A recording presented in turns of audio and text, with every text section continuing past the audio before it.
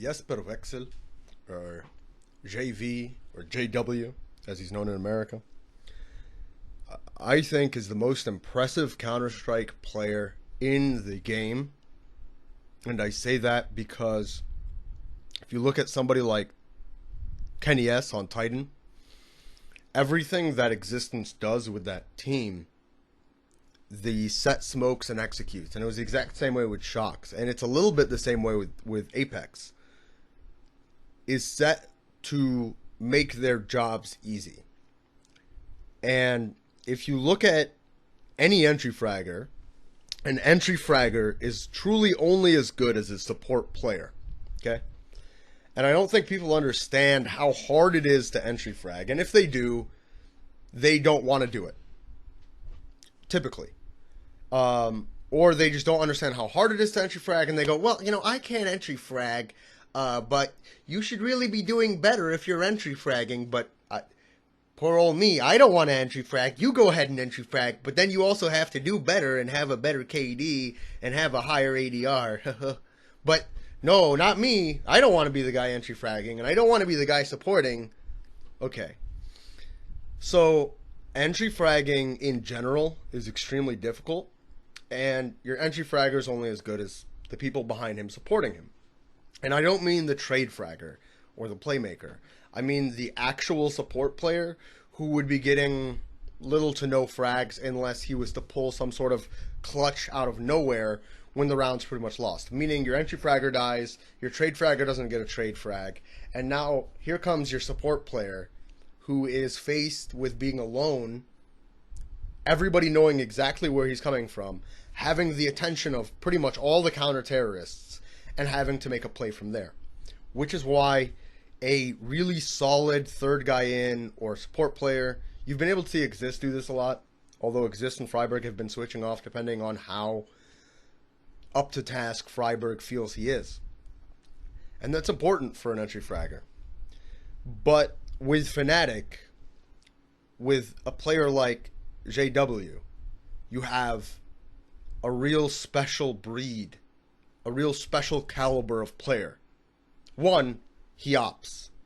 Second, not only does he op, but he entry frags with an op. He basically ops in the same way that Apex rifles, one of the most aggressive players.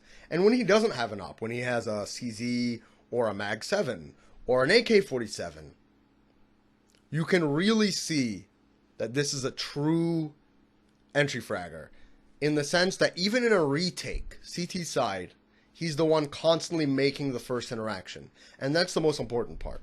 The hardest thing to do in Counter-Strike, if you want a good score or you care about statistics or you want to be the guy who everybody looks at and say, oh, he had a great game, 24 and 14. Anders will talk about you in halftime, be like, oh, well, not saying that much from Freakazoid. He's only 11 and 14 right now, but, Shroud is 20 and 12. And it's like, yeah, well, Shroud's a baiting fuck, and he never makes the first interaction pretty much anywhere unless he's being ordered to do so. And when he does it in the most hesitant and passive and, meticulous of ways. All credit to him. That's very smart to have somebody do that.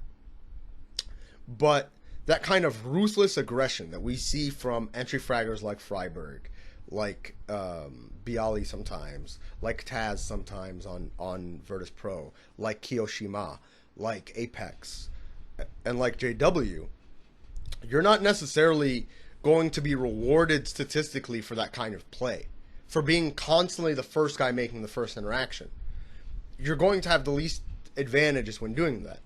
But when you look at JW, you look at a player who's able to do this and able to do it with an op, okay? And then able to do it on a retake. And then able to do it CT side, where he's constantly just the one making the first interaction and he's getting away with it. And it pisses so many people off. People are like, how does he even do this? What is the unthinkable? And that's what JW is. He's the unthinkable. JW does things in Counter-Strike that, he's coming. You know he's going to push bedroom. You know he's going to peek mid. You know he's going to peek this or he's going to peek banana. And he does it anyway, and he kills you anyway. And he puts a little twist on it, or his spawn's so good that there's no chance that you have, or his reaction time so good that there's no chance that you have.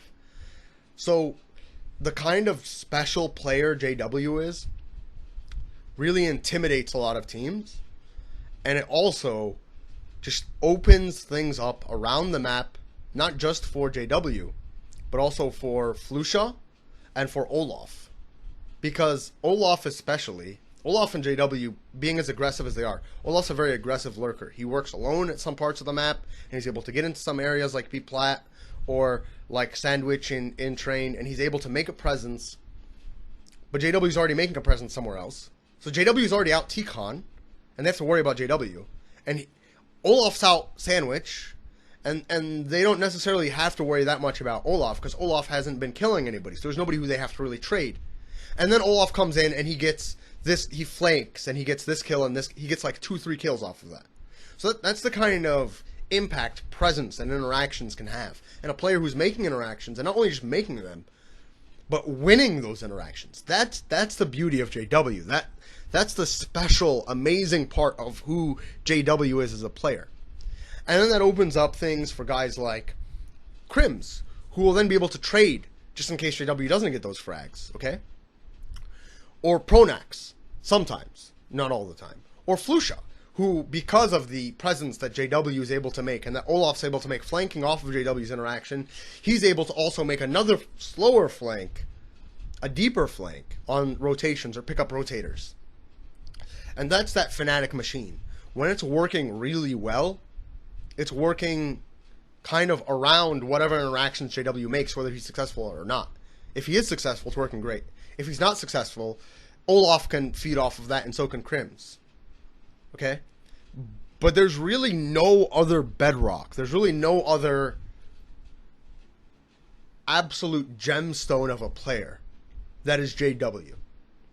And that's why JW is special. And this is not about the history of JW. I leave it into an esports historian like Thorin to go into who, Jesper Wexel was a player who, when he first came into the scene. So you can go watch that video if he ever makes it. And I think he should. Because despite all the hate, despite the bad publicity that he got for not shaking Get Right's hand and yelling at him on camera after a game, despite what he looks like, JW is a fucking baller in his playstyle. And if he looked different, or he held himself in a different way, perhaps, or he didn't have this reputation as a rager or somebody who's like after he like gets killed, then he might have a different reputation entirely. But it doesn't matter what his reputation is. You look at the way he plays the game, and not even Kenny S. Kenny S will do it sometimes, but not even Kenny S does what JW does. But Kenny S does other things a lot better, obviously. And that's why JW is one of the most special Counter-Strike players in the history of the game. And I'd also like to add that JW, there's very few entry fraggers, okay, like JW, if you can call him entry fragger, because he's not always the one entry fragging. Sometimes Pronax does it, sometimes Crims does it, sometimes even Olaf will go along with the group and do it. But JW has that extra mile, okay, that even Freakazoid has, okay? It's like this extra thing that if an entry fragger has this, it's just like it does so much more for your team, and that's the ability to clutch, okay? And Freiburg has shown he has the ability to clutch. So yeah, that's another thing that makes JW very special.